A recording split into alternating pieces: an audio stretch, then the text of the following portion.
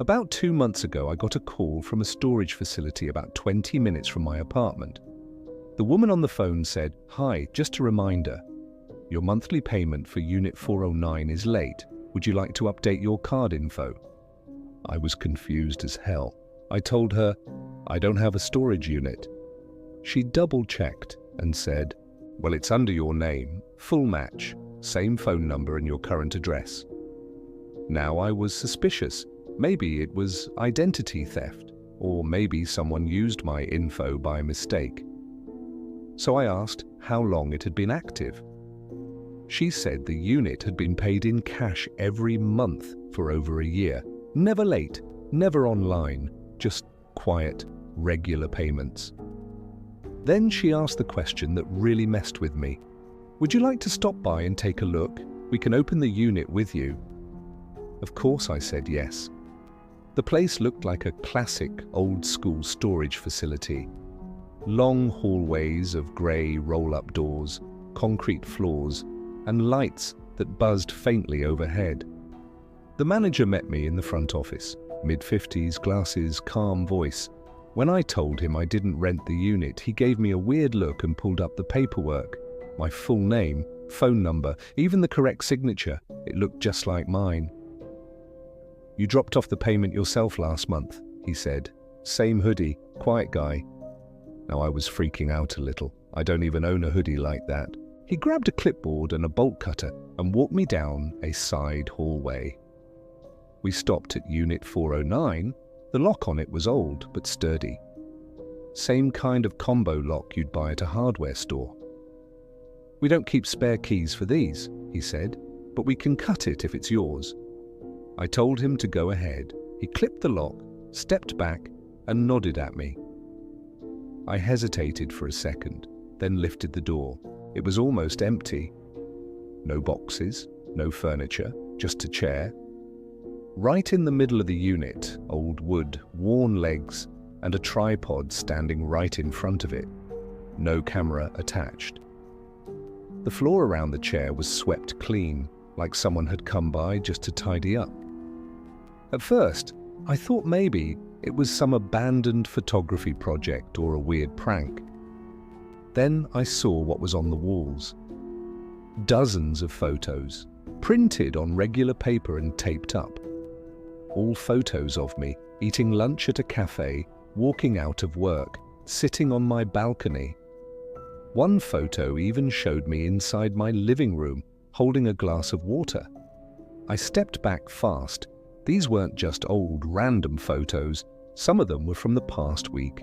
One was from the shirt I wore yesterday. Someone had been following me, watching me, printing pictures and storing them here. I asked the manager if they had security footage. He told me the facility only has live monitoring, no recordings.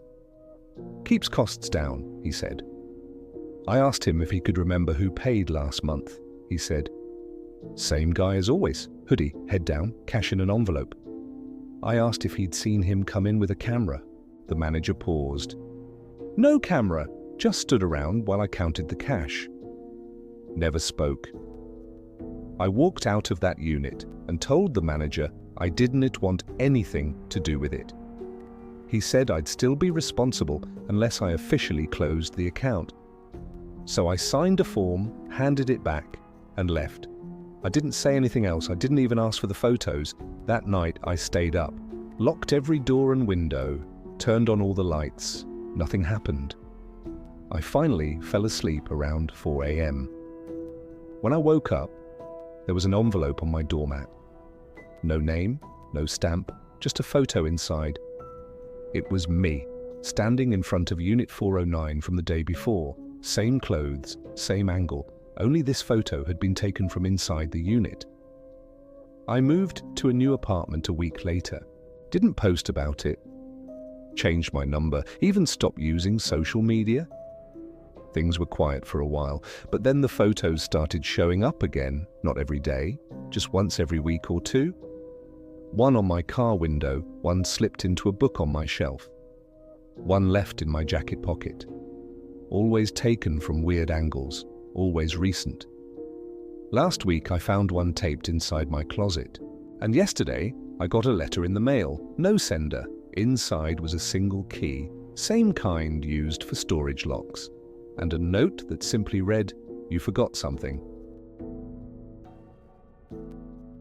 I live in a 2-bedroom apartment with my roommate Daniel.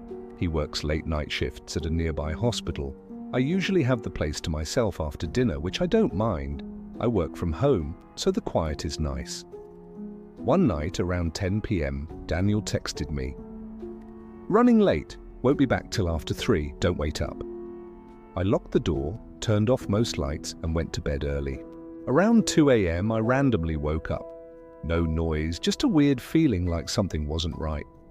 My room was dark, but I noticed the kitchen light was on. Daniel always turns lights off when he gets home. He says bright lights mess with his sleep after long shifts. I figured maybe he forgot, so I got up to turn it off. As I walked past the kitchen, I saw someone standing there, facing the sink, not moving. He looked like Daniel. Same height, wearing a hoodie. "Didn't think you'd be back this early," I said. No answer. He didn't even turn his head. I stepped a little closer. "Daniel?" Still no reply. Something felt off. The hoodie looked strange. It was inside out. Daniel's super neat. I'd never seen him wear clothes like that. Right then, my phone buzzed. It was a message from Daniel. "Still at work. Be home in 20. I looked up. The kitchen was empty. No sound. No movement, no one there. I didn't hear the door open. No footsteps, nothing. I slowly walked into the kitchen and checked everything. Just silence. I went back to my room, closed the door, stayed up for the rest of the night. When Daniel got home, he was normal, just tired. I didn't say anything. Maybe I was just seeing things, right? Until it happened again. 2 nights later, same thing. He was working. I stayed up this time, just watching stuff on my phone. Around 1:40 a.m, I heard soft movement in the hallway, like someone walking slowly, dragging their hand on the wall. Then I got another message from Daniel. "Still at work. Just saw something weird on the hallway cam. Everything okay?" I asked what he meant. He sent a screenshot from his camera. You could see the hallway outside my door, and someone standing in front of it, hoodie on, back to the camera, no face visible, same look, same clothes. I slowly opened my door and checked. Nobody. Hallway was completely empty. I stayed in the living room the rest of the night with the lights on. After that, we installed a better lock and 2 cameras, one facing the kitchen, one in the hallway. Weeks passed. Nothing weird. Then the kitchen camera caught something. We were reviewing old footage just for fun. Around 3:12 a.m. on one clip, the kitchen light turned on. Someone was standing by the sink again. Same hoodie, but this time they turned around. No face. Just smooth skin, like something wasn't finished. The person looked at the camera and raised a hand and waved. We didn't stay long after that. We moved out 2 weeks later, didn't explain, just packed up and left. But the story doesn't end there. A month later, after we moved into a new place, I got a message from an unknown number. It was a photo, me, lying in bed, and in the hallway behind me was that same figure, still in the hoodie, still watching. Now I always lock my door and I leave the kitchen light off. But some nights, around 2 a.m, I swear I hear someone standing in the hallway. I moved to this new neighborhood last fall. It was quiet, a little too quiet at times, but that's what I was looking for. A break from the city noise, a chance to breathe. The street was mostly older folks, well-kept lawns and porch lights that always stayed on too long. It felt safe. There was just one thing that felt off. The house directly across from mine was empty. Boarded windows, overgrown lawn, no car in the driveway. It looked like no one had lived there in years. The neighbors told me it used to be a rental, but no one stayed long. I figured it was just old and forgotten. That was until I noticed the man. He first showed up on my third night there. I was watching TV, curtains open, and caught movement outside. I looked up, and there he was, standing at the window of the abandoned house. Just standing. He didn't move, didn't go anywhere, just stared. I paused my show and watched. A minute passed, then another, and then he waved. A slow, calm wave, like someone greeting an old friend. I didn't wave back. I didn't even move. I thought maybe it was a prank or some random squatter. But the longer I stared, the more uneasy I felt. Something about the way he stood there, totally still, arms slowly moving side to side, made my skin crawl. I shut the curtains and tried to forget it. The next night, it happened again. Same time, around 10:30 p.m. I peeked out of curiosity, and there he was, at the same window, same stance, same slow wave. It became a routine. Every night at 10:30 I'd catch him there, sometimes waving, sometimes just standing, never walking, never talking, always watching. I even asked my neighbor across the street, Mrs. Helms, if she had seen him. She looked confused and told me, "That house has been empty for years, sweetie. You're probably just seeing shadows." Nope, not a shadow. Not when I started seeing him in the mornings too. One day, around 7 a.m., I was heading out to work. As I pulled out of my driveway, I glanced at the house and saw him again, standing at the window. No wave this time, just stillness. I thought about calling someone, maybe the cops, but what would I say?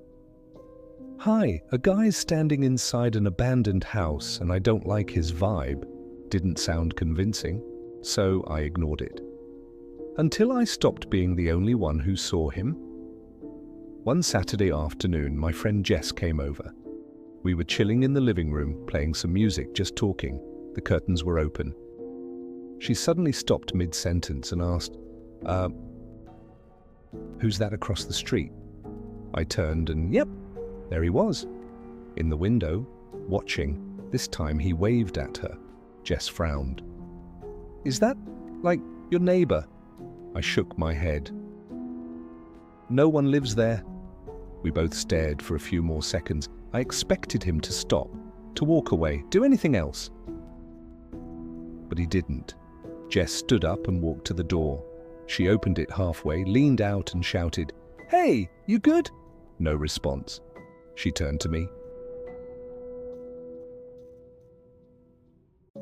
"You serious? You're just living with that guy watching you every night?" I shrugged.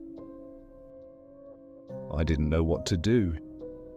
We decided to walk across the street together, just to check, to prove maybe it was a mannequin or something dumb. We got to the house, front door locked, no lights inside, windows covered in grime. The one he always stood at had a crack in the glass. Jess cupped her hands and peeked in. Then she stepped back real fast. "Dude," she whispered, "there's no one there." I looked for myself. Nothing. Just a dusty, empty room. We walked back to my house, and I swear, as soon as we reached the front steps, I turned around, and he was back at the window, like he never moved, like he was watching the house, not just me. That night, I shut all my curtains, locked every door, tried to sleep. But around 10:30 p.m., I heard tapping, soft, rhythmic, at my front window. I didn't check.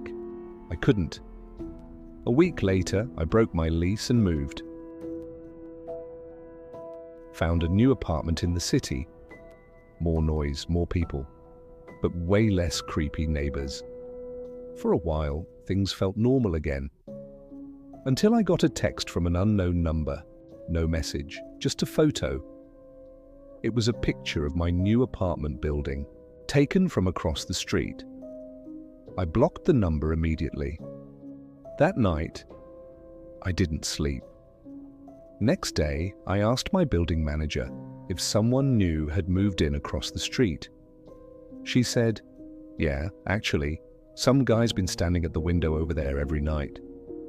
We assumed he was a night shift worker or something. I didn't even ask for details. I packed up again, slept in a motel, moved 2 cities away. Didn't update my social media, didn't tell anyone where I was going. I thought I lost him. Until I found a letter in my mailbox. No return address, no name, just one line. "Why won't you wave back?" I don't open my curtains anymore. I moved to the 10th floor, no windows face the street. But even now, every night at 10:30 p.m, my phone buzzes, one photo every time. It's always of my building, always from street level, and in the corner of every image is a man waving. I was traveling for work last fall, small town, middle of nowhere. The company booked me at this old motel on the side of the highway called the Whispering Pines. The place looked like it hadn't changed in decades. Flickering neon sign, dusty reception area, and an old keychain with a plastic tag. The guy at the front desk barely looked at me, just slid the key over and said, "Room 106. As I turned to leave, he suddenly added, "Don't mess with the mirror." I paused. "What mirror?" He looked at me with a blank face. "You'll see, just don't move it or touch it." I laughed a little, expecting a joke, but his face was serious. No smile, no hint of humor, kind of weird, but I took the key and headed to my room. Room 106 was small and quiet. Everything was outdated, the wallpaper, the TV, even the lamps, but there was one thing that didn't fit. A full-body mirror in the corner. It looked old, fancy frame, carved designs all over it, but the glass didn't reflect clearly. It was dim and foggy, like the surface was covered in dust even though it wasn't. I didn't go near it, just threw my bag on the bed and got some food. Later that night, I fell asleep fast. At exactly 3 a.m. I woke up. The air in the room was freezing. And the mirror? It was now facing my bed. I clearly remembered it had been angled toward the wall when I checked in, but now it was turned perfectly toward me. Like it had been moved. I didn't freak out. I figured maybe I bumped it by accident, or maybe the floor was uneven. I walked over and pushed it back to the corner, went back to sleep. Next night, same thing. Woke up again around 3 a.m. The mirror was turned, again, facing my bed. This time I knew I hadn't touched it. It wasn't just turned a little either. It was exact. Straight, like someone had adjusted it to look directly at me. Then I noticed something worse. In the reflection, something wasn't right. I was alone in the room, but the mirror showed a shape behind me, like a blurry shadow. No features, just a dark outline, standing still.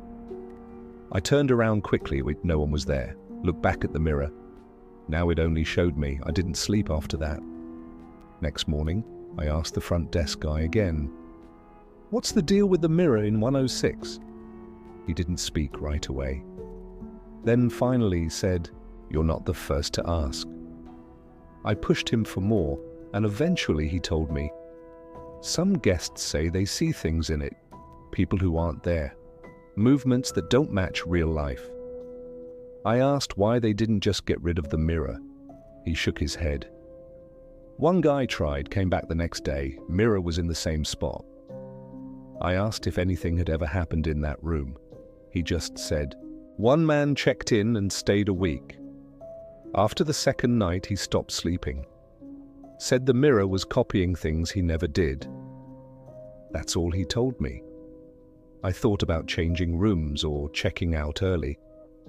But part of me wanted to see what would happen next. So that night, I placed my phone across the room, pointing it at the mirror, hit record, lights off, and laid in bed. Woke up again, 3 a.m, cold again. But now it wasn't just the mirror turned toward me. In the mirror, I was standing up. In real life, I was still lying in bed, but my reflection, it had already gotten up, just standing by the door, watching the bed. I sat up slowly. Didn't move much. In the mirror, the reflection smiled, a slow, strange smile. Then it walked toward me. I reached for my phone, but the moment I moved, the reflection stopped and pointed at me. Then the mirror showed me alone again. Just me. I sat there, frozen for a long time. Then I turned on all the lights. At sunrise, I grabbed my things and left. Didn't wait around, just dropped the key off and got in my car. I checked into a different hotel 2 towns over. Brand new place, no strange vibes, everything was clean. Later that morning, I finally checked the video on my phone. It had recorded perfectly. At 3 a.m, my reflection in the mirror moved on its own. It got up, stood next to the bed, leaned down, and appeared to say something. Then it turned and stared straight into the camera. At 3:06 a.m, the recording glitched and ended. I still have that clip saved. I don't stay in roadside motels anymore. If a room has a mirror, I cover it or turn it around. I don't trust them. Sometimes I walk past a mirror in my house, and my reflection just seems a little off, like it takes a second longer to match my movements, like it remembers room 106, even if I try to forget. I live in a quiet apartment complex just outside the city. It's not fancy, but it's peaceful. Most of the people here are older or just keep to themselves, which was perfect for me since I work from home and value silence. Last winter, the neighbor above me moved out. I even helped her carry a few boxes to her car. When I asked if someone else was moving in, she said, "Not for a while. The landlord says that place needs repairs." Cool, I thought. That meant quiet days ahead. But just a few nights later, I started hearing noises. Not regular apartment sounds. No, this was more like furniture being dragged across the floor. It sounded heavy, the kind of sound that makes you stop and listen. Except the unit above me was supposed to be vacant. At first, I thought maybe the landlord had let someone in early, so I texted him, "Hey, someone moved in upstairs already." He replied fast, "Nope, still empty." Why? I didn't reply. I just stared at my ceiling, listening. At night, the sounds came back. But this time, it wasn't just furniture. I heard footsteps. Slow, heavy, deliberate. I grabbed a broom and gave the ceiling a few taps. The footsteps stopped instantly, like someone was listening. The next morning, I went upstairs. The door was locked. I slid a sticky note under the door that said, "Hey, just checking. Did you move in?" No answer. That night, around 2:45 a.m, I heard knocking, not on my door, on the ceiling, right above where I sleep. 3 slow knocks. I didn't sleep that night. Next morning, I checked the sticky note. Still there. So I set up my phone to record audio overnight. I placed it on my desk and went to bed. Next morning, I checked the recording. Around 3:12 a.m, there was a spike in the audio. Silence. Then footsteps. And then a low whisper, "I see you listening." I nearly dropped my phone. I live alone. No smart speakers, no assistants. That voice wasn't mine. I called the landlord immediately. "That unit's still locked," he said. "There's no one in there." I asked if we could check it together. That night, we met and went upstairs. The place was clean, empty, no furniture. But there were footprints in the dust, fresh ones, like someone had been pacing back and forth. And weirdest of all, the prints started in the center of the room, not from the door, just appeared, walked around, then stopped above my bedroom. Landlord looked nervous, said he'd double lock it and check again later. That night, the sounds stopped. For a while, things were calm, until 2 weeks later, around 2 a.m, I was on the couch, couldn't sleep. That's when I heard footsteps again, but this time, they weren't above me. They were in my hallway. I turned off the TV. sat still. Then I saw something. A man, standing just at the edge of the hallway. I couldn't see his face. The hood of his sweatshirt cast shadows that seemed deeper than the rest of the room. He didn't say a word, just pointed upward, toward my ceiling. I blinked, and he was gone. I had installed a small motion camera in the hallway a week before, just in case. I checked the footage. At 2:03 a.m. there he was, standing silently in the hallway.